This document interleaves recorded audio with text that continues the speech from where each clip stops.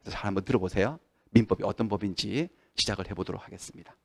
민법의 의 이렇게 돼 있는데 법학에서 의라고 하는 것은 뜻, 의미, 정의 이거예요. 민법이란 무엇이냐 이거예요. 민법의 의.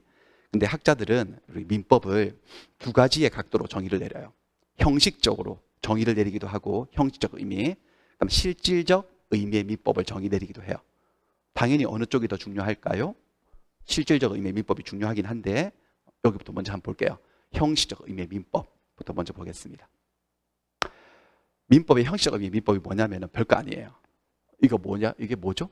국회죠. 국회가 법률 만드는 거 아시죠? 법 만들잖아. 입법부가. 국회가 법을 만들어서 대통령에게 보내줘. 그 대통령이 공포를 해서 시행되고 있는 현행 법률이 몇 개나 있느냐? 우리 대한민국에 현재 법률이 이렇게 있어요. 1659개가 있어요. 법제처 들어가서 한번 봤는데 이렇게 있고 시행령, 시행규칙 이런 것들 다 합치면 5,000개 넘어가요. 근데 국회가 만든 법률만 저렇게 돼요. 저렇게. 제가 작년에 수업할 때 1651개였거든요. 딱 1년 만에 58개 더 만든 거예요. 지금 계속 법이 늘어나고 있죠. 근데 이 많은 법률들은 제각각 이름이 다 달려 있어요. 우리도 다 이름이 있잖아요. 사람들이. 법률도 다 이름이 있거든요. 식품위생법 이런 거 들어보셨죠? 도로교통법 들어보셨죠? 형법, 민사소송법 이런 거 들어보셨을 건데 그런 것처럼 다 법마다 이름이 있는데 이런 법이 있어요. 민법이라고 하는 이름을 달고 있는 법이 있거든요. 이게 민법이에요. 그러니까 형식적 의미 민법은 별거 아니야. 민법이 뭐냐? 그러면 민법요 이거야. 민법이라는 이름을 달고 있는 법률을 민법이라고 얘기를 하는데 얘 역사를 한번 좀 말씀드리자면 얘 환갑이 넘었어요. 이거 언제 만들었느냐? 1958년도에 만들었어요. 우리나라에서 해방 이후에 58년도에 만들어서 60년도 1월 1일부터 시행되고 있는 법이에요. 저게. 그러니까 지금이 올해가 2024년이니까 조금 저 환갑 넘었죠. 60년도 넘은 법이에요. 되게 오래된 법이고 이게 어떻게 구성되어 있냐면요. 총 챕터 5개로 되어 있어요. 5편. 1조부터 시작해서 1118조로 끝나요. 근데 1118개 조로 만들었는데 처음에는 지금은 개수가 저게 아닌 게 환갑이 지났으니까 세월이 지나면 법도 바뀌니까 삭제된 조문들도 대단히 많아요. 필요 없어서 삭제된 조문도 있고 추가로 신설된 조문도 조금 있어요. 정확한 개수는 저도 몰라요. 근데 어쨌든 지금도 1조에서 1118조로 끝나 있어요. 끝은 1118조예요. 그러니까 이 많은 법률들 중에 가장 방대한 법이라고 보면 돼요. 엄청난 법인데 5편 어떻게 돼 있느냐? 이렇게 돼 있어요. 1편 총칙, 2편 물권편, 3편 채권편, 친족편, 상속편 이렇게 돼 있어요. 이것들이 뭔지 잠깐 한번 컨셉을, 개념을 설명드릴게요. 총칙, 이게 뭐냐면 총괄적 규칙 이 소리예요. 이게 총칙이면 이 네 가지는 각칙이죠. 개별적인 얘기들이에요. 그러니까 총칙이라고 하는 것은 물권, 채권, 친족, 상속 이 네 가지 각 편에 나와 있는 그 것들의 공통적인 어떤 원리가 있을까요? 공통분모들. 그 공통분모를 추출해서 서두에다가 규정해 놓은 게 총칙이에요. 민법 총칙이라고 얘기를 해요. 그 다음에 이제 물권, 제2편은 물권이야. 물권은 이제 한자로는 이렇게 써요. 물건에 대한 권리. 물건을 지배하는 권리. 사람이 물건을 지배해서 이익을 얻는 권리를 물권이라 해요. 우리 민법전에는 물권편에 물건을 지배하는 물건이 8개가 있어요. 8개. 여러분들이 들어보셨을 법한 물건들, 소유권 들어보셨죠? 소유권이 물건이에요. 저당권 들어보셨나? 저당권이 물건이에요. 혹시 전세권 들어보셨나? 그런 거 물건이고 유치권 있고 질권도 있고 지상권도 있고 지역권도 있고 점유권도 있고 8개가 있어요. 8개. 그것들이 물권이고요. 3편 채권. 채권은 한자로 이렇게 써요. 채자를 보시면 사람 인변에 책임지다 할 때 책자가 있죠. 그러니까 채권이 뭐냐면은 자, 물권하고 채권을 비교를 잘 하셔야 되는데 물권은 물건을 지배하는 권리고 채권은 사람과 사람 사이의 어떤 권리관계를 채권관계라고 해요. 그러니까 어떤 사람이 다른 어떤 사람에게 뭘 해달라고 청구하는 권리요. 이게 채권이에요. 채권자, 채무자라고 해요. 두 사람을. 이게 채권인데 이게 3편이고요. 그 다음에 제4편은 친족편이에요. 친족은 뭐냐면 친족은 혈연 아니면 혼인 아니면 입양 등에 의해서 결합된 사람들의 단체를 말하죠. 그러니까 배우자라든지 부모 자식 간이라든지 친척들 간 그들 사이에도 어떤 인적인 권리관계가 있거든요. 그것을 다루고 있는 게 친족편이고, 그다음 마지막 5편이 상속편이에요. 상속은 사람이 사망하면 일어나는 일이야. 사람은요, 살아있을 때, 숨을 쉬고 있을 때만 권리와 의무의 주체가 될 수 있어요. 사람이 권리가 되게 많았어. 그 사람 엄청 부자였는데 죽잖아요. 호흡이 탁 멈추죠. 그러면 그 권리를 다 내려놓고 딴 세상 가는 거지. 그 많은 권리들이 다 어디로 가느냐? 일정한 사람들, 배우자라든지 직계 비속, 때에 따른 직계 존속, 일정한 사람들에게 권리가 이전돼요. 전부 다. 의무까지 다. 그것을 상속이라고 해요. 이렇게 5편으로 되어 있어요. 이렇게 민법이 구성되어 있는데 우리 공인중개사 민법은 이게 전부 다 시험에 나오는 게 아니야. 시험마다 민법은 만법의 기본법이어서 거의 대부분의 자격증 시험에 민법이 시험 과목으로 들어가 있어요. 그런데 예, 지금은 폐지되었지만 사법시험 있었을 때 사법시험은 이거 전체가 시험 범위예요. 엄청나게 양이 많죠. 그 다음에 법무사 시험은요, 지금도 전체예요. 시험 범위 전체예요. 변리사 시험은요, 친족 상속편 4편 5편 빼고 이 앞에 3가지 편, 요게 시험 범위예요. 감정평가사는요 1편 2편만 시험 범위예요. 총칙하고 물권. 행정사는요 다 빼고 총칙만 시험 범위예요. 이렇게 시험 범위가 다 다른 거지. 다 달라요. 그럼 중개사 시험 범위는 어떻게 되느냐? 일단 중개사 시험 범위에는 친족 상속 빠집니다. 그리고 그 전에 이거 좀 설명드려야 되는데 제3법. 제가 애니메이션을 되게 많이 효과를 넣어서요. 제가 만들었는데도 그 다음 애니메이션이 뭔지 제가 놓칠 때가 있으니까 자, 양해를 부탁드립니다. 이 2가지 물권법하고 채권법 파트를 재산법이라고 해요. 재산에 관계된 법이다. 그럼 얘하고 얘는 뭐라 그러느냐? 예전에는 신분법이라고 불렀어요. 근데 신분이라는 용어가 뭔가 약간 봉건적인 색채가 있다고 해서 좋지 않다. 지금은 가족법 이렇게 불러요. 그런데 이제 공인중개사 민법은 이 중에서 가족법은 중개사의 업무하고 아무 관련이 없잖아요. 그래서 이게 빠져요. 이게 통째로 빠져요. 이게 빠지는 대신에 이 자리를 대체하는 게 뭐가 들어와요? 특별법. 특별법이 들어와요. 그래서 우리 그 산업인력공단에 들어가 보면은 우리 시험 과목으로서의 이 과목의 정식 명칭이 민법이 아니에요. 뭔지 아세요? 민법 및 민사특별법 이렇게 돼 있어요. 그러니까 민법은 조금 이따가 오늘 1교시에 설명드리겠지만 민법은 일반적인 법이에요. 일반법이고 민법에 관련된 특별법들이 있거든요. 민사에 관한 특별한 법들이 있어요. 엄청나게 많아요. 근데 그 중에서 특별법 5가지 법이 시험에 출제가 됩니다. 딱 정해져 있어요. 이 법 이름들도 엄청 길어요. 들어보셨을 거야. 주택임대차보호법, 상가건물 임대차보호법, 집합 건물의 소유 및 관리에 관한 법률, 가등기 담보 등에 관한 법률, 부동산 실거래이자 등기명에 관한 법률. 법 이름 외우는데도 오래 걸리겠네. 엄청. 그쵸? 요게 그래서 민법하고 민사특별법이 시험 범위인데, 그런데 총 40문제 출제가 되는데 이 앞에 1편, 2편, 3편이 다 들어가느냐? 그렇지 않아요. 어떻게 되어 있냐면 시험 그 발표된 거 보면은 이 민법 규정 중에서 부동산 중개에 관계된 규정들만 출제하겠다고 돼 있어요. 부동산 중개에 관계된 규정. 그래서 어떻게 되느냐? 하나씩 설명드릴게요. 총칙이 양이 많거든요. 근데 총칙 중에서 법률행위라고 하는 파트가 있어요. 법률행위. 법률행위가 뭐냐?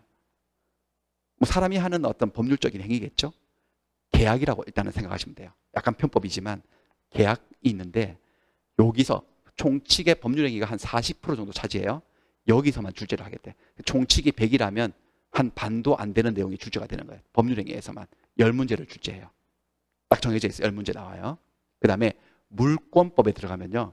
물권 내용이 엄청 많은데 거의 90% 동산 부분을 제외한, 그러니까 물건은 부동산도 있고 동산도 있거든요. 근데 우리는 부동산 공인중개사 아닙니까? 동산하고 관계없기 때문에 동산에 관계된 건 쏙쏙 빼고, 그러니까 동산 것 빼면 한 90% 돼요. 물권법은 거의 대부분 시험에 출제되는데 14문제 출제됩니다. 물권법에서. 그리고 채권법이 또 장난이 아니거든요. 채권법은 거의 이거 2개 합친 정도의 내용이에요. 엄청나게 양이 많아요. 장난 아니게 많습니다. 근데 이 많은 내용들이 다 들어오는 게 아니고 이 채권이라고 하는 거, 사람과 사람 사이의 권리는 뭘 하면 발생하냐면은 계약을 하면 발생하거든요. 법률행위가 계약이기도 하지만, 그러니까 채권법에 부분적으로 팍 파고 들어가면 계약이라고 하는 그게 나와요. 그러니까 채권이 거대한 산맥이라면 산봉우리 하나가 계약이 있어요. 계약을 하면 채권 채무가 발생하거든요. 요 계약에서만 시험에 출제를 하겠다고 돼 있어요. 계약도 전부 다 출제하는 것도 아니야. 계약이 15가지 계약이 나오는데 그중에 3가지 계약만 되겠대요. 11개는 빼버리고. 그렇습니다. 그래서 뭐 채권법 전체를 100으로 잡았을 때 중개사 시험에 나오는 채권법은 한 25%? 20%에서 25%. 그 정도가 출제가 되는데 여기서 10문제 출제됩니다. 그러면 총 40문제니까 몇 문제 남았습니까? 6문제 남았네? 여기 나오는 거야, 여기. 여기 5가지 법에서 6문제 출제되는 거야. 대단히 가혹한 일이에요. 그러니까 5가지 법에서 6문제 출제되면 법 하나당 문제 하나씩 나오는 거야. 어느 한 법에서만 2문제 나오고, 보통 주택임대차보호법에서 2문제 나올 때가 많긴 한데 어떨 때는 실명법에서 2문제 나오기도 하고, 그러니까 한 문제 맞추려고 법 하나를 통째로 배워야 되는 아주 이상한 상황인데요. 아무튼 이렇게 되어 있습니다. 그래서 제가 지금 민법이 뭔지 형식적 의미의 민법을 설명을 하면서 그와 더불어서 우리 시험 범위를 살짝 소개를 해드린 거예요. 됐고, 자, 그 다음에 이건 별로 중요하지 않지. 그러니까 형식적 의미의 민법은 그냥 민법이라는 이름을 달고 있는 법이에요. 이거 끝이에요. 그 말고 이제 실질적 의미의 민법으로 가볼게요. 실제로 민법이 어떤 법이냐, 그걸 우리가 알고 싶죠. 자, 학자들은 민법을 어떻게 정의를 내리냐면 이렇게요. 사인 간의 생활관계를 규율하는 일반법이다. 이게 민법의 실제 뜻이에요. 사인 간의 생활관계를 규율하는 일반법. 여기서 말하는 사인은 사적인 인간, 그러니까 여러분들하고 저 같은 사람들. 여기서 사인에 반대되는 개념은 국가, 아니면 지방자치단체, 아니면 법원, 검찰청, 경찰서, 세무서, 이런 공권력의 주체, 그런 게 아닌 그냥 우리 같은 사람들을 얘기하는 거야. 회사도 개인 회사, 삼성, LG는 여기 사인에 포함되는 거야. 그러니까 사적인 인간들 사이의 관계를 규율하는 일반적인 법이다. 이게 민법의 실제 뜻이에요. 근데 여기서 이 실제 뜻에서 민법의 개념의 특징들을 징표로 뽑아내보면 3가지 정도 있어요. 뭐냐? 일반 사법이라고 약칭할 수 있는데 3가지를 뽑아보겠습니다. 첫 번째는 민법은 일단 법이에요. 법이죠. 민법, 법이에요. 법. 법 중에서도 사법이에요. 사법이에요. 공법이 아니라 사법이에요. 그리고 일반법이에요. 특별법이 아니라 일반법이에요. 제가 미리 말씀을 드렸지만은 각 개념에는 대조되고 반대되는 개념이 있어요. 그러니까 우리가 법이 뭔지, 사법이 뭔지, 일반법이 뭔지 알게 되면 아, 민법이 어떤 법이구나라고 감이 오는 거지. 근데 우리가 어떤 개념을 공부할 때 그 개념을 단독으로 놓고 공부하는 것보다는 그거하고 반대되는 개념이 있고 대조되는 개념이 있으면 그러니까 비교를 하면서 공부하면 요것들의 특징이 더 두드러지거든. 더 이해가 잘 되거든요. 남자를 연구한다? 남자만 놓고 보지 말고 여자하고 비교하면서 남자들의 특징을 공부하면 더 두드러지듯이. 그래서 법에는요, 사법이 있는데 사법의 반대가 있어요? 사의 반대가 뭐죠, 여러분들? 공이죠. 사법이 있고 공법이 있어요. 그러니까 민법은 공법은 아닌 거야. 사법인 거야, 사법. 그 다음에 법에는요, 일반법이 있고 일반의 반대가 뭘까요? 특별한 거지. 특별법이 있어요. 근데 민법은 특별법이 아니에요. 일반법이에요. 이거 조금 이따가 하고 법부터 시작할 건데, 그러면 법이에요. 민법이 법이면 법에도 반대쪽에 뭔가 대비되는 뭔가가 있을 거 아니냐 이거지. 있어요. 이게 뭐냐면 이거는 뭐 한 가지로 딱 정할 수 없고 여러 가지가 있어요. 이런 것들. 도덕이니 관습이니 종교니 등등등 이렇게 있어요. 이것들을 아우르는 상위 개념은 뭘까요? 법, 도덕, 관습, 종교를 다 아우르는 상위 통칭하는 개념은 뭘까요? 규범이에요. 규범. 규칙이라는 거지. 뭔 소리냐? 우리 인간은 우주에서 나 홀로 살아가는 존재가 아니죠. 나 혼자 있다면, 전 우주에 나 혼자 있다면 무슨 규칙과 질서가 필요하겠습니까? 내 마음대로 살면 되는 거지 그냥. 그렇죠?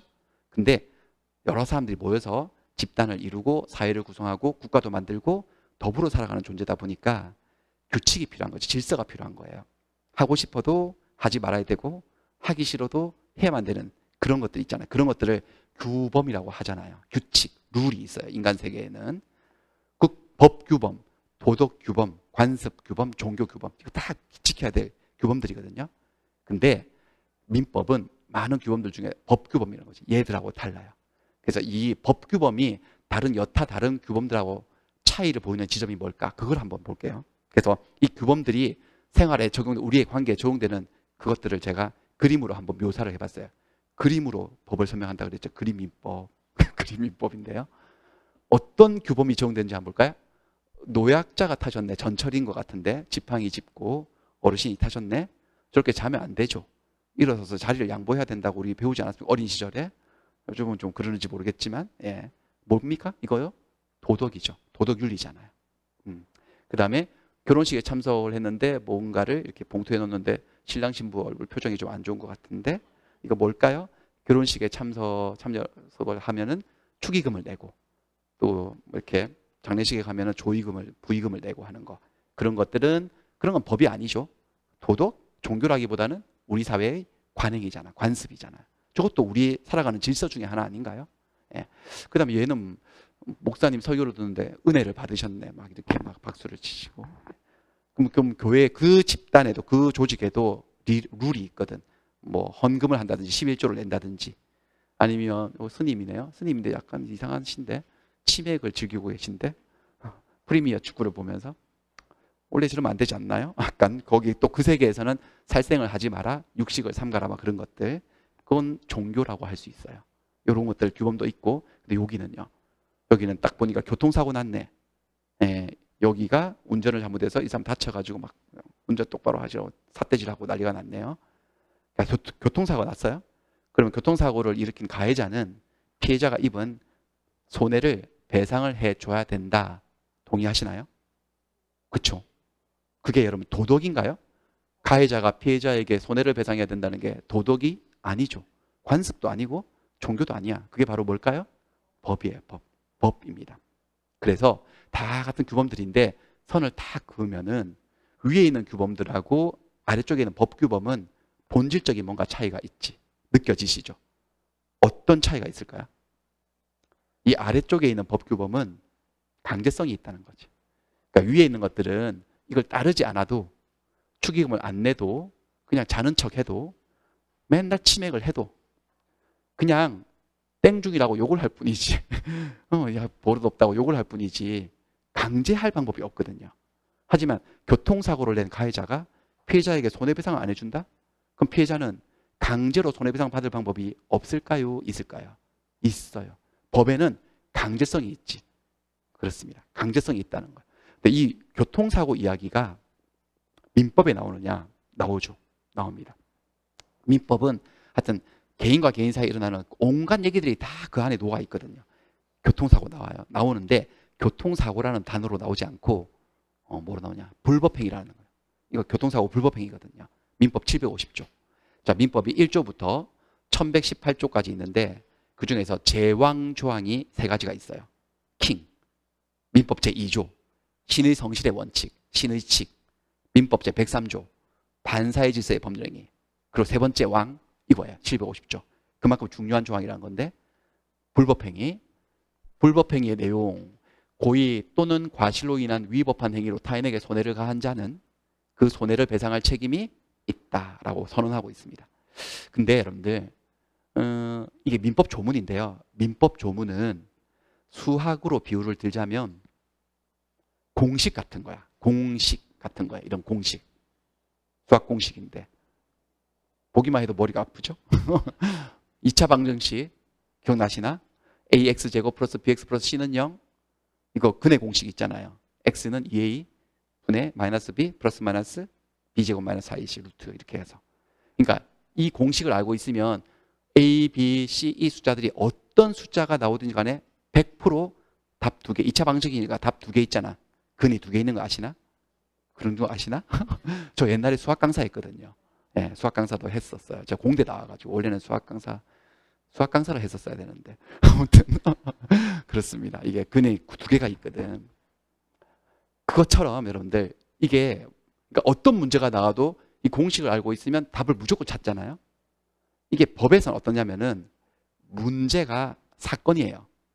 어떤 사건이 딱 주어졌을 때 요 조문이 공식이에요. 그래서 이 사건을 이 공식에 대입시키면 결론이 나오는 거지. 그게 재판 과정이에요. 그러니까 판사들은 이 공식을 많이 알고 있지. 그 사건이 나오면은 이 사건을 공식에 대입시켜서 결론을 도출해 준다고요. 근데 우리 민법전에 있는 이 법조문들은 공식인데 공식이 어떤 구조로 돼 있냐면 이렇게 안 돼 있고요. 이렇게 돼 있어요. P이면 Q이다. 조건명제. 뭐뭐 하면 뭐뭐 한다. 이렇게 돼 있어. 다 그런 건 아닌데 많은 조문들이 이런 구조로 돼 있어. 문장 구조가. 콩 심으면 콩 나고 팥 심으면 팥 난다. 그러니까 앞에 P가 원인이라면 Q가 뭘까요? 결과겠죠. 원인과 결과예요. 이렇게 돼 있어. 법조문들이. 근데 법학에서는 원인을 원인이라고 부르지 않아요. 뭐라고 부르냐? 법학에서는 요건이라 불러요. 요건. 그 다음에 결과를 결과라고 안 부르고 효과라고 불러요. 그러니까 원인과 결과를 법적으로 얘기하면 뭐라고요? 요건과 효과. 원인이 있으면 결과가 생긴다. 자, 법적인 진술로 하려면 요건이 갖추어지면 효과가 발생한다. 자, 요즘은 효과라고 하라고. 효과. 이렇게 표준말은 됐다 그러고 그냥 효과라고 하겠습니다. 효과 이러니까 뭐 힘이 확 빠져서요. 네, 효과. 요건과 효과 이렇게 하겠습니다. 보세요. 여기도 한번 잘 보시면은 이 조문이 이렇게 분석되지 않을까요? 고의 또는 과실로 인한 위협한 행위로 타인에게 손해를 가하면 이 소리거든. 그쵸? 저게 요건이죠. 그러면 결과가 뭘까요? 손해를 배상할 책임이 있다. 이게 뭘까요? 효과예요. 요건과 효과. 이 사건이 이 요건을 갖추었는지를 판사들이 검토하는 거지. 그래서 갖추었으면 효과를 선언해 주는 거죠. 손해배상 해줘라. 이렇게. 이게 요건과 효과예요. 요건과 효과입니다. 고의 또는 과실로 인한 위협행위로 타인에게 손해를 가하는 행위를 불법행위라고 하고 불법행위를 저지른 사람을 가해자라고 합니다. 이 사람은 가해자네.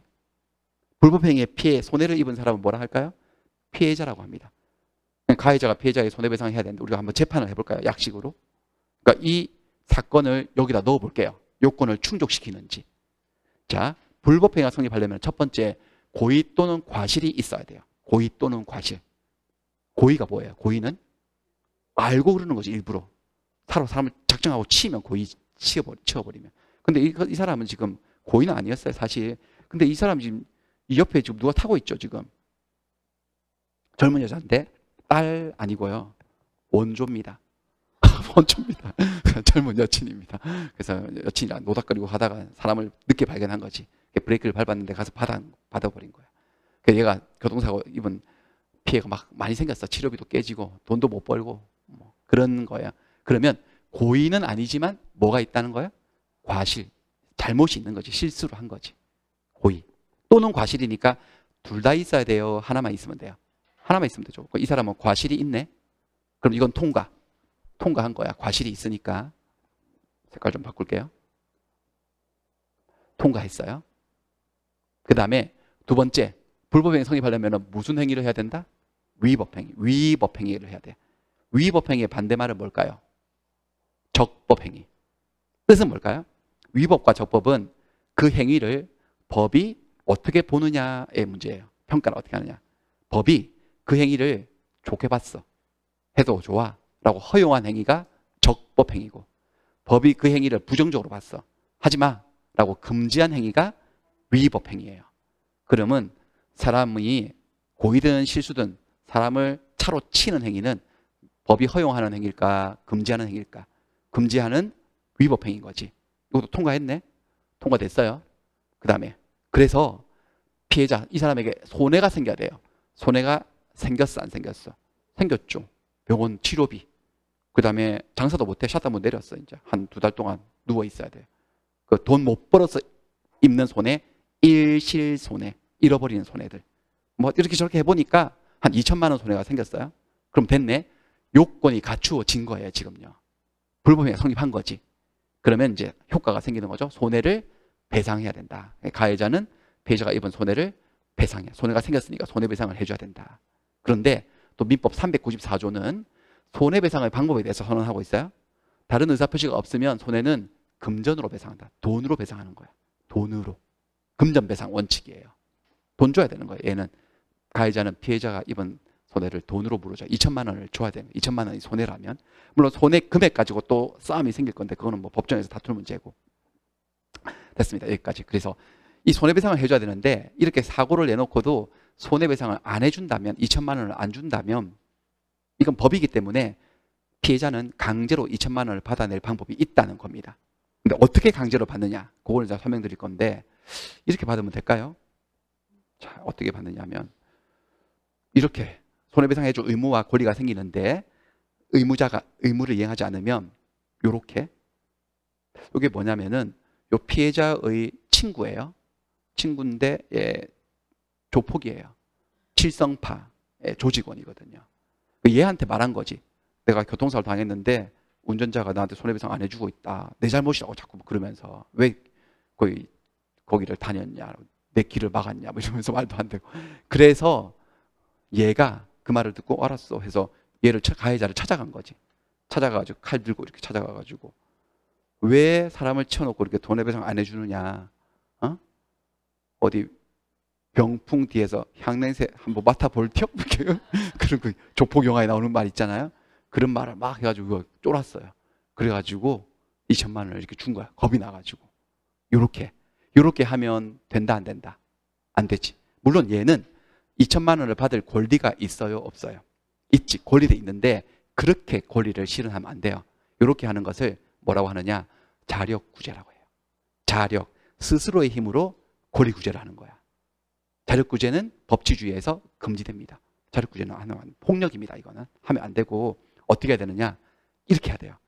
자력구제 금지 무슨 구제 원칙이야. 무슨 구제 원칙일까? 여기 두 글자가 들어가야 되는데 보니까 지금 뭐 판사가 있고 법원이 있고 그러네. 뭘까요? 두 글자인데 정답은 힌트를 드릴까요? 첫 번째 글자는 국자예요. 국. 두 번째 글자는 가짜예요. 국가구제 원칙. 국가구제 원칙이야. 자력구제 금지, 국가구제 원칙. 그러니까 권리가 있는 니들은 니 스스로 권리를 실현하면 안 된다. 폭력을 사용할 우려가 있기 때문에. 그럼 안 되고 국가에게 호소해라. 적법한 절차를 통해서 공권력을 통해서 권리 실현을 해라. 국가구제. 국가구제는 두 단계로 이루어집니다. 이렇게요. 소송과 집행입니다. 소송을 하는 거예요. 그러니까 돈을 안 주면 소송을 걸어요. 손해배상 청구 소송이지. 그래서 피해자가 소송을 걸면 이렇게 민사소송을 제기한 사람을 원고라고 해요. 원고. 민사소송을 제기받은 사람을 들어보셨나? 피고라고 하죠. 피고라고 해야 돼요. 피고인이라고 하면 안 되고요. 피고인은 언제 쓰는 말이냐? 형사소송에서 죄를 지어서 감옥에 가야 되느냐 안 되느냐, 유죄냐 무죄냐를 따질 때 검사와 피고인이 있는 거지. 형사소송에는. 민사소송은 피고인이란 말 없고요. 원고, 피고 이렇게 둘이서 싸우는 거야.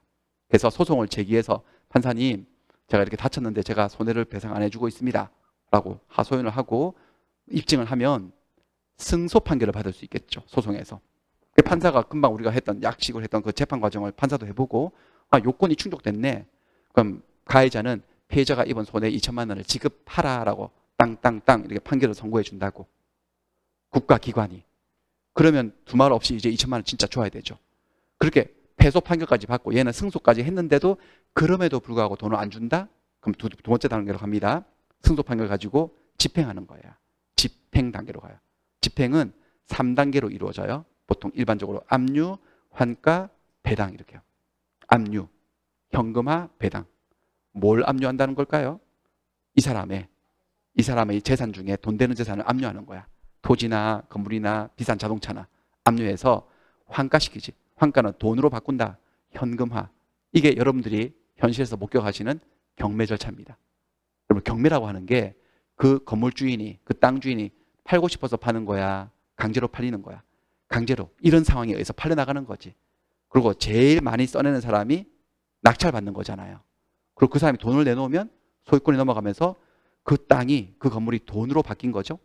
땅이 돈으로 바뀌었다? 뭐라고 한다고요? 환가, 현금화된 거지. 그리고 그 배당 절차에 참가를 하는 겁니다. 얘가. 그러니까 이 사람에게 돈 받을 사람이 더 있으면 다른 사람도 배당 참가할 수 있어요. 그 배당 참가해서 2천만 원 배당 받는 거지. 얘가. 강제로 받은 거야. 강제로. 스스로 받았어요? 국가를 통해서 받았어요? 국가를 통해서. 소송과 집행. 이게 법의 특징이에요. 여기까지가 첫 번째 개념이었어요.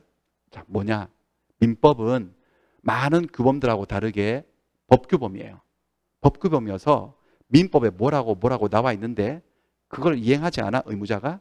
그러면 소송과 집행을 통해서 그 내용을 강제적으로 실현할 수 있다. 강제성이 있는 규범이다. 이게 포인트입니다. 도덕이나 윤리하고 다르다. 이와 같은 상황을 위에서는 연출할 수 없어요. 축의금을 안 내네. 왜 안 내냐고. 난 그때 너한테 냈잖아 라고 해가지고 소송 걸어서 이게 될까요? 안 됩니다. 이건 권리와 의무가 발생하는 관계가 아니기 때문에. 이 사람 이 교회 10년 동안 다니고 있는데 절대 헌금 안 하네. 그래서 목사가 소송 걸어가지고 어떻게 10년을 다니면서 헌금을 한 번도 안 내세요. 그다음 밀리는 헌금 다 주세요. 이게 됩니까? 안 됩니다. 못합니다. 이렇게 못합니다. 그렇죠? 그래서 법규범의 특징, 강제성, 국가를 통한 강제가 가능하다. 첫 번째, 민법은 그런 거다. 두 번째로 갑니다. 법 중에서도 민법은 사법이에요. 사법의 반대가 뭐였더라? 공법. 이게 뭐냐면은 이게 사법하고 공법은 아예 완전히 법이 탄생한 역사적인 배경이 달라요. 그리고 하여튼 뭐 법의 지배 원칙도 달라요. 분쟁 해결 절차도 다르고 심각하게 다른 법이에요. 아예 다른 법이에요. 사법, 공법. 근데 어떤 법이 사법인지 어떤 법이 공법인지를 구별하는 그 기준에 대해서 학자들의 견해가 다양해요. 뭐 주체를 가지고 구별해야 된다. 주체설, 이익설, 성질설, 뭐 온갖 설들이 있습니다. 견해들이 있는데 어떤 견해에 의하든지 간에 결론은 비슷비슷한데 주체설에 입각해서 제가 한번 설명드려 볼게요. 법이라고 하는 게 뭐냐면은 갑하고 을하고 싸운 거잖아. 뭐 때문에 다퉈가지고 거기를 해결하기 위해 들어가는 규범이거든요. 그러니까 싸움의 주체가 누구인지 가지고 구별하는 거야. 싸움의 주체가 얘들이야. 갑과 을이 싸우는 거야. 갑과 을은 사인이죠. 그건 국가도 아니고 지방자치단체도 아니고 공권력의 주체가 아니에요. 사인과의 관계에 뭔가 분쟁이 생겨서 여기에 적용되는 법이 있다면 이 법이 무슨 법이라? 사법이라는 거야. 사법. 근데 우리 인간은 우리끼리만 관계를 맺고 살아가는 게 아니고요. 국가하고도 관계를 맺고 살아가잖아요. 남자들은 군대 가야 되지, 부르면. 그쵸? 세금도 내야 되지. 그죠? 국가하고 관계. 그다음 뭐 의료 혜택도 무상 교육도 받아야 되고. 이런 관계가 있거든요. 국가하고 관계에도 법이 개입을 한다? 무슨 법일까? 사법일까요? 공법일까요? 공법이죠. 국가는 공공단체니까. 뭐 이 사람 뭐 경기도 지방자치단체라든지 시장, 군수, 구청장, 공권력의 주체 이쪽하고의 관계에 규율되는 법이라면 그것이 공법이에요. 지들끼리 관계에도 적용되는 법이 있다면 그게 공법이야. 그러니까 분쟁의 주체가 개인과 개인이다. 거기에 적용되는 법은 사법이고 한쪽이나 양쪽이 공권력을 행사하는 주체다. 국가나 지자체거나 권력기관이거나 그 관계에 적용되는 법이 있다면 그 법이 공법인 거야. 공법. 민법은 사법인 거예요. 볼까요? 한번 연습해 보겠습니다. 토지를 사고 파는 매매 계약을 했어요. 토지 매매 계약. 자, 매매가 뭐냐? 매매는 사고 파는 거죠. 편하게는 사고 파는 거 이렇게 이해하셔도 좋지만 자, 이제 법을 본격적으로 배우시니까 매매의 정확한 뜻이 민법 563조에 나옵니다. 매매가 뭐냐면은 매매는 당사 일방이 재산권을 상대방에게 이전할 것을 약속을 하고 상대방은 그에 대해서 대금을 지급할 것을 약속함으로써 성립하는 계약이에요. 그러니까 계약인데 계약은 약속인데 한쪽은 재산권을 이전해 줄게. 한쪽은 돈 줄게. 이렇게 해서 합의가 되면 성립하는 계약이고 재산권 이전을 약속한 사람을 매도인이라 그래요. 그럼 자기가 약속한 대로 매도인은 매수인에게 약속한 권리를 이전해 줘야 되고 약속을 했으니까 매수인은 약속한 대로 대금을 지급해야 된다라고 선언하고 있습니다. 그러니까 얘가 매도인이죠. 토지를 팔았다면 토지의 소유권 이전을 약속했고 대금 지급을 약속한 갑은 매도인, 을은 매수인 이렇게 되는 거야. 매도자, 매수자 이렇게 말을 해도 틀린 말은 아니지만 민법상의 정식 용어는 매도인이기 때문에 매도인으로 쓰세요. 매도인, 매수인 이렇게. 그런데 매매 계약을 했는데 둘이 싸우네. 매매 계약을 했으면 소유권 이전 등기를 해줘야 되는데 등기 이전을 안 해주네 얘가. 아니면 얘가 중도금 날 중도금 안 주거나 잔금 날 잔금 안 주고 막 그러네. 다툼이 생겨요. 그럼 이 관계에 뭔가 재판이 열려서 법원이 법을 적용할 때 뭘 적용하느냐? 민법. 민법에 563조부터 매매가 시작돼요. 그래서 595조까지 33개 조문을 민법에 두고 있어요. 여기 가지고 해결을 해요. 이 가지고. 그러니까 민법은 매도인하고 매수인 사이에 개입하는 법이야. 공법이에요? 사법이에요? 사법인 거지. 공법이 아니야. 여기는 국가가 나오지 않거든. 우리끼리 얘기거든요. 우리끼리 싸우는 이야기. 이게 사법이에요. 근데 그런데 이렇게 땅을 팔면은 국가가 좀 불러요. 너 돈 벌었냐? 이 사람 이 땅 살 때요 5천 주고 샀거든. 근데 지금 팔 때 3억 2억 5천 벌었어요. 시세 차익이 생긴 거지. 그러면 거기에 대해서 국가가 하고 약간 삥을 뜯어가지 않나요? 그렇죠? 세금 내야 되지 않나요? 뭡니까? 양도세 내야 되죠. 국가에다가 국세, 양도세를 내야 됩니다. 그 양도세 내는 것은 민법 전에 안 나옵니다. 세금을 갖다가 개인과 개인 사이 주고받는 게 아니고 국가에 내는 거잖아. 이건 어느 법에 나오느냐? 거기는 무슨 법이? 소득세법이라는 법이 있어요. 이런 법률 이름이 있어요. 이건 소득세법에 양도세에 관한 근거 규정이 나오거든요. 이 법에 의거해서 세금을 걷는 거예요. 그럼 소득세법은 어딜까요? 이 분류 중에 어디에 속할까요? 공법인 거지. 그러니까 우리가 공법이라고 하는 게 우리 중개사 시험 과목에도 부동산 공법 이렇게 있잖아요. 거기 건축법, 국토계획법 그것만 공법이 아니고 세법도 어디에 속한다는 거예요? 공법에 속하는 거죠. 공법은 법률의 이름이 아니고, 죄송합니다. 법률의 이름이 아니고 법의 종류고 분류예요. 마치 사람에는 남자가 있고 여자가 있죠. 여자가 사람 이름이 아니고 사람의 유형이잖아, 종류잖아요. 그렇죠? 그러니까 세법도 공법에 속하는 겁니다. 공법이에요. 네, 공법이고. 그 다음에 얘가 땅을 샀거든요. 등기 이전을 받아서 소유권을 딱 취득하면 경기도 살아요, 이 사람. 그럼 경기도가 또 불러요. 땅 사셨어? 축하드리는데 돈 좀 내야지. 취득세 또 가져가잖아. 이건 또 지방세거든. 이건 경기도에다 내는 거지 국가에 내는 게 아니고. 이거는 어디 나오느냐? 소득세법에 나오는 게 아니고 지방세법이라는 법이 있대요. 저도 세금 잘 몰라요. 모르는데 어쨌든 여기 있대요. 무슨 법 같아? 공법 같아? 사법 같아? 공법이지. 딱 봐도 공법이죠. 그 다음에 이 사람 땅 사가지고 건물 지을 거거든. 건물도 막 지으면 안 돼요. 건물 지으려면 시장, 군수, 구청장의 허가를 받으라고 건축법에 나와 있어요. 허가 안 받고 무허가 건물 짓잖아요.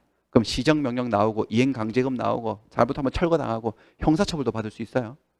자, 이런 건축법은 뭘까요? 이것도 무슨 법에 속한다? 공법이죠. 공법이에요. 공법. 그 다음에 이게 토지 매매하는 이 지역이 투기가 성행하는 지역이야. 지가가 급격히 상승하는 그런 과열 지역인 거야. 그럴 때는 토지 거래 허가를 또 받아야 돼. 매매할 때. 시장, 군수, 구청장으로부터. 그 어디 나오느냐? 부동산 거래 신고법에 나와 있어요. 예전에는 국토계획법에 있었는데 그 허가 제도가 지금 이관되어서 이 법이 다루고 있거든요. 당연히 이것도 공법인 거야. 그러니까 여러분들 공법이, 여러분들 공법 시간에 배우는 그거 여러분들 이상권 쌤한테 배우시죠? 들으셨죠? 수업 화요일날 노래 부르고 막 난리 나죠. 그것만 공법이 아니고 거기만 공법이 아니고 다 공법들인 거야. 이런 것들은 공법이에요. 민법은 사법이고 아예 법의 성격이 완전히 다른 거지. 그래서 제가 지금 오늘 첫 시간이어서 제 입에서 뭐 시장, 군수, 구청장, 뭐 국토계획법 이런 얘기들 조금 나오지. 이제는 본 수업에 들어가면 제 입에서는 그런 사람들 안 나오고 제 입에서 나오는 사람들은 갑, 을, 병, 정 계속. 그 다음에 이상원 선생님 입에서 계속 나오는 것은 국장, 국토교통부 장관, 시장, 군수, 구청장 1년 내내 시장, 군수, 구청장 찾다가 경기도지사 막 이렇게. 왜냐하면 공법이니까 거기는. 법의 분야가 완전 달라요. 근데 이게 우리가 법을 사법과 공법으로 나누는 이유가 뭐냐면은 지도 원리가 달라요. 그 법을 지배하는 원리가 달라요. 사법은 우리끼리 얘기잖아. 사적 자치. 사적 자치의 원칙이 적용돼요. 좀 냅둬라 우리끼리 알아서 하게. 이거 자유의 영역이에요. 약간. 물론 국가의 개입도 좀 있지만. 하지만 공법은 법치주의. 딱 법대로 가야 돼. 법치주의가 지배되고 만약에 갑과 의 사이에 사적 관계에서 분쟁이 생기죠? 그럼 민사소송으로 가요. 민사소송으로 분쟁을 해결해요. 하지만 국가가 세금을 많이 때리네? 부당하게? 아니면 건축 허가를 안 해주네? 토지거래 허가를 안 해주네? 해줄 사안인데 다퉈야 되겠어. 한판 싸워야 되겠어. 행정심판, 행정소송을 하는 거야. 소송 관할도 다르고 재판을 진행하는 원리도 다르고 다 다른 거예요. 완전히 달라요. 달라서 이게 분류를 해봐야 돼요. 자, 이런 밑바탕이 깔려 있으면 나중에 여러분들 민법 총칙에 가면 어떤 걸 배우시냐면은 민법 제107조 비진의 표시 공부할 때 자기 진위, 자기 생각과 다른 의사표시를 하게 되면 원칙은 유효인데 상대방이 알았거나 알 수 있을 때는 무효다. 이런 거 배우거든요. 그래서 어떤 회사원이 일개 회사원이 사표를 제출했어. 근데 사직할 생각은 없어. 사직할 생각 없이 사표를 썼어요. 비진의 표시라고 해요. 민법상 어떻게 되냐면 사직할 생각이 있건 없건 사표를 썼으면 원칙은 유효야. 사직되는 게 원칙인데 회사가 그것을 수리하면서 사직할 생각이 없다는 것을 알았거나 알 수 있었을 때는 무효로 한다라는 민법 조항이 있거든요. 사직의 효과가 안 생기는 경우도 있어요. 케바케인 거지. 근데 그거 딱 공부할 때 어떤 내용이 나오냐면 공무원들이 사표를 썼을 때는 공무원들의 사표 제출 행위는 공법 분야거든요. 민법 107조가 적용되지 않아서 사직할 생각이었건 생각이 없었건 무조건 사표 수리되면 유효로 끝이에요. 민법으로 재판하지 않아요. 공무원들을 사표는요. 그런 것도 있고 사기나 강박을 당해서 계약하면 취소할 수 있다고 민법 110조에 나오거든요. 근데 소송행위는 공법행위는 사기 강박 당했어도 민법 조항에 따라 취소가 안 된다는 것도 배우세요. 이것들이 이게 바탕이 좀 깔려 있으면 쉽게 이해가 되는 거지 그때 가서. 됐어요? 자, 세 번째 얘기하겠습니다. 민법은 일반법이에요. 일반법의 반대는 특별법인데, 자, 뭐냐면 일반법 특별법은 이제 법의 적용 범위에 관한 것들이야. 그러니까 일반법은 어떤 사람이 의 문제인가? 어떤 물건을 둘러싼 문제인가? 어떤 장소에서 어떤 시간에 일어난 문제인가? 가리지 않아. 모든 사람, 모든 장소, 모든 물건, 모든 시간대의 사건에 일반적으로 적용되는 법이 일반법이고요. 거기에 대해서 특별법은 특별한 사람에게만, 특별한 물건에 대해서만, 특별한 장소, 특별한 시간에 일어난 사건에 대해서만 특별히 적용하기 위해서 만든 법이 특별법이에요. 세월호 특별법, 정식 명칭은 아니지만 그런 거 들어보셨죠? 그 사건만 처리하기 위해서 특별히 만든 법, 특별법인데, 이거는 왜 이런 개념을 우리가 배우냐면, 어떤 사건이 딱 터졌을 때 이 사건을 뭐라고 이렇게 훈수를 두는 법이 두 개가 있어요. 근데 A라는 법은 이건 이렇게 처리하는 거야, 이렇게 하고 있고, B라는 법에는 똑같은 사건인데 아니야, 저렇게 처리하는 거야 라고 그 규율 방식을 달리 규정하고 있다면 충돌이 일어나는 법끼리. 그럼 어떤 법을 적용하느냐, 어떤 법이 더 일반적인 법이고 어떤 법이 더 특별한 법인지를 비교해서 어떤 법을 적용할까? 일반적인 법을 아니면 특별한 법을? 어떤 법을 적용하게 될까요? 특별법을 적용하겠지. 그러려고 만든 게 특별법이니까. 이걸 뭐라고 하느냐? 특별법 우선의 원칙. 특별법은 일반법에 우선한다라는 거예요. 근데 아까 그래서 민사특별법 5개 나온다 그랬잖아요. 그렇습니다. 근데 특별법하고 일반법은 이렇게 생각하시면 안 돼요. 어느 법 하나를 딱 놓고 이 법은 선생님 일반법이에요, 특별법이에요? 질문 자체가 잘못된 거야. 자, 일반법, 특별법은 상대적 개념이에요. 법 2개를 놓고 이 2개의 법 중에 어느 게 더 특별한 법인가요? 어느 게 더 일반적인 법인가? 이게 정상적인 질문이에요. 예를 들면 이런 거야. 요 사람이요, 키가 크나요, 작나요? 이걸 대답할 수 있나요? 크다, 작다라는 것은 상대적 개념이잖아. 이건 질문 자체가 이상한 거지. 이렇게 하면요, 이 사람보다 크나요, 작나요? 작죠. 이러면 이제 질문이 성립하고 대답도 되는 거지. 이 사람보다는요, 크죠. 그러니까 특별법, 일반법도 그런 개념이에요. 어느 두 법을 놓고 상대적으로 쓰는 개념인데, 그런데 민법은요, 민법은 한 600개 정도 되는 법이 있다 그랬잖아요. 어느 법하고 견주어도 무조건 일반적인 법이야. 민법은 완전 일반법이야. 짱 일반법이지. 그러니까 민법보다 더 일반적인 법은 없다고 봐야 돼요. 그러니까 민법하고 다른 법이 붙으면 무조건 다른 법이 특별법인 거야. 그러면 어떤 사건에 대해서 민법에는 이렇게 나와 있고 다른 법에는 저렇게 나와 있으면 민법이 적용된다는 건가요? 다른 법이 적용된다는 건가요? 다른 법이. 특별법 우선 원칙이에요. 그거 한번 보여드릴게요. 그걸 위해서 임대차 계약을 예를 들 건데, 임대차 계약은 민법 618조에 나옵니다. 임대차 물건 빌려주는 거.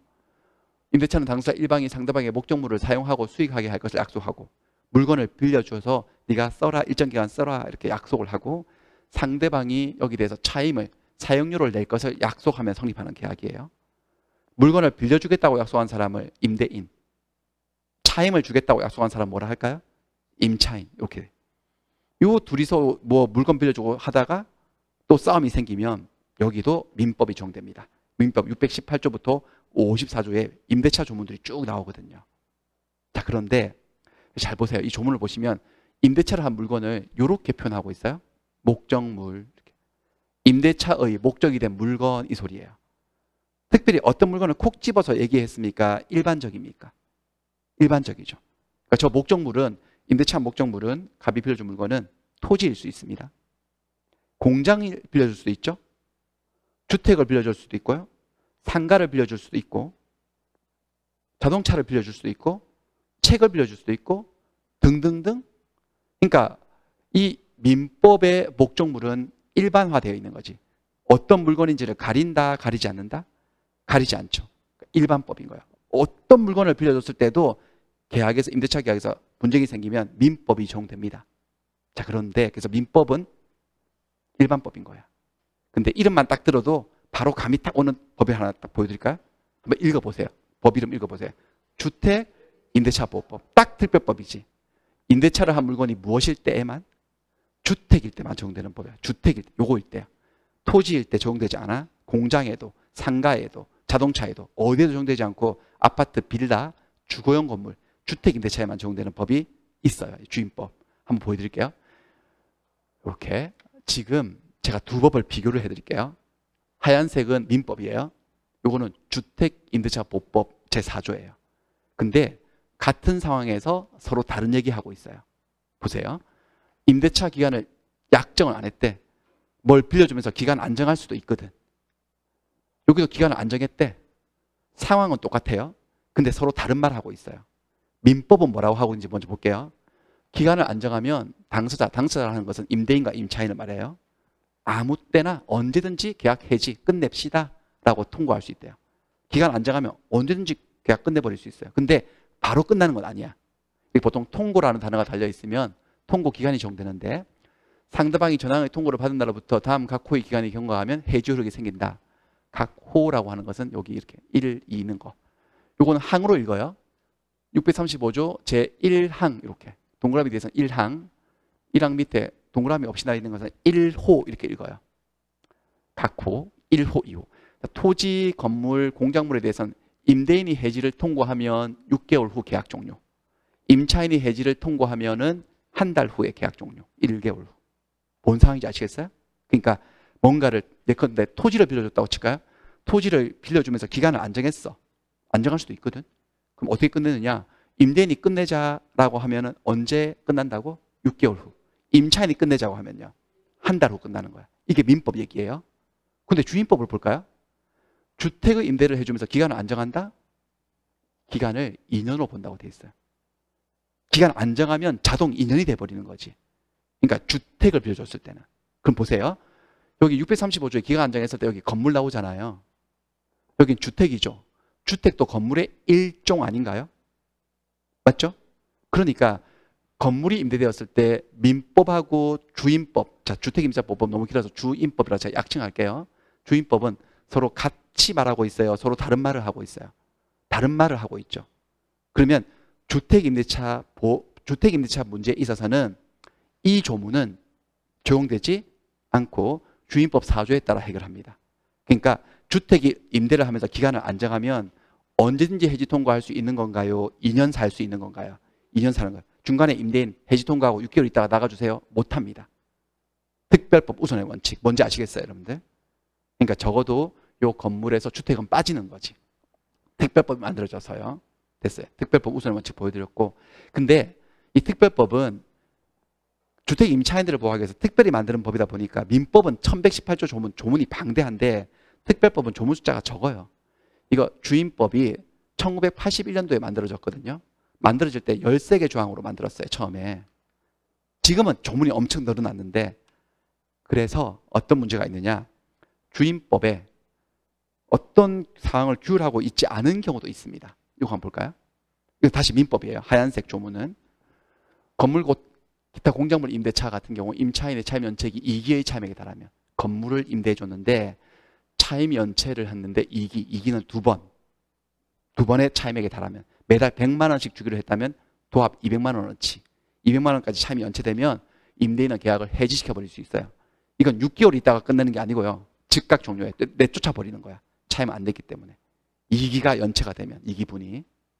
그런데 주택임대차보호법은 임차인을 보호하기 위해서 만든 특별법이거든요. 그래서 임차인 보호를 위해서 저 2기를 특별히 3기나 4기로 더 늘려가지고 임차인을 두텁게 보호하는 조문이 없습니다. 없습니다. 없다면 어떻게 되느냐? 주택도 건물인가요? 아닌가요? 건물의 일종. 2조. 그러면 주택도 이 조문 적용받는 거지. 특별 규정이 따로 없기 때문에. 그럼 주택 임차인들이 아까 2년을 무조건 사는 게 아니고 차임을 월세를 잘 냈을 때, 그러니까 주택 임차인들도 월세를 얼마나 안 내면요? 2기 차임 연체되면 민법에 따라 해지될 수 있다는 거예요? 없다는 거야? 있다는 거지. 무슨 상황인지 아시겠죠? 그러니까 여러분들 이렇게 일반법하고 특별법이 있을 때 특별법에 규정이 있으면 특별법을 우선적으로 적용하고 특별법에 해당 규정이 없으면은 무슨 법을 적용한다? 일반법, 민법 적용하는 거야. 아시겠어요? 그럼 하나 더 볼게요. 이게 주택일 때는 이런데 상가 건물 임대차 보호법이 있어요. 임대차를 한 물건이 뭐일 때? 이거 상가일 때, 점포일 때 임차인 보호하는 법이 있어요. 이건 2002년도 우리 월드컵 할 때 만들었어요. 이거 보여드릴까? 상가 건물 임대차 보호법에서 차임 연체액이 3기라고 딱 선언하고 있어요. 주임법에는 저런 조문이 없는데 상임법에 저게 있는 거야. 상가 건물 임대차는 3기 차임이 연체되면 임대인은 계약을 해지할 수 있다. 이렇게 돼 있어요. 그러면 특별 규정이 존재하는 거네. 그럼 적어도 우리 대한민국에서 점포를 임차한 임차인들은 민법 640조의 적용을 받는다, 안 받는다? 안 받고 상임법 조항에 따라서 몇 기 연체돼야죠? 3기 연체돼야지 쫓겨나는 거야. 2기가 좀 못 쫓아내는 거야. 상가만 그래요. 그럼 상가를 제외한 모든 건물들, 공장, 주택, 창고, 상가가 아닌 모든 건물들은 민법 적용받는 거야. 2기 연체, 토지까지 다 해서. 상가만 딱 3기. 이렇게 돼 있어요. 여러분들 지금 뭐를 조금 감을 익히신 거죠? 여러분들 특별법, 우선 원칙 됐어. 여기까지 민법 개념이에요. 그래서 지금 다시 한번 정리해 보면 민법이 뭐냐? 민법을 형식적으로 정의를 내린다는 것은 그 민법이라는 이름을 달고 있는 그 법, 어마어마한 법, 그게 민법이고 실질적 의미 민법, 일단 민법은 법이에요. 법이어서 강제성이 있지. 근데 강제를 하되 스스로 강제하면 된다, 안 된다? 안 되고 국가를 통한 소송과 집행을 통해서 그 내용을 실현할 수 있는 강제성 있는 규범이다. 그 다음에 두 번째 민법은 공법이 아니라 사법이어서 국가나 권력기관하고의 관계에서는 적용되지 않는다. 그러니까 허가를 받고 어디 관공서에서 허가를 받고 세금을 내고 세무서에 그런 것들 민법전에 전혀 나오지 않습니다. 우리끼리 얘기, 가불병정 이야기들이고 그 다음에 민법은 일반법이어서 혹시 특별법이 따로 존재하고 있다. 그래서 다른 소리 특별법을 하고 있으면 민법은 적용되지 않고 뒤로 물러납니다. 물러났다가 특별법에 해당 규정이 없어서 처리가 안 될 때 그때 비로소 보충적으로 적용되는 그런 법이다. 되셨죠? 여기까지 하면 민법이 대충 뭔지 살짝 감이 오신 거지. 이렇게 하고 이제 1교시는 됐습니다. 좀 하고 좀 쉬었다가 여기 나오는 페이지는 다 그림민법 페이지입니다. 12페이지라고 되어 있는 거는 좀 쉬었다가 본 내용으로 들어가도록 하겠습니다. 네.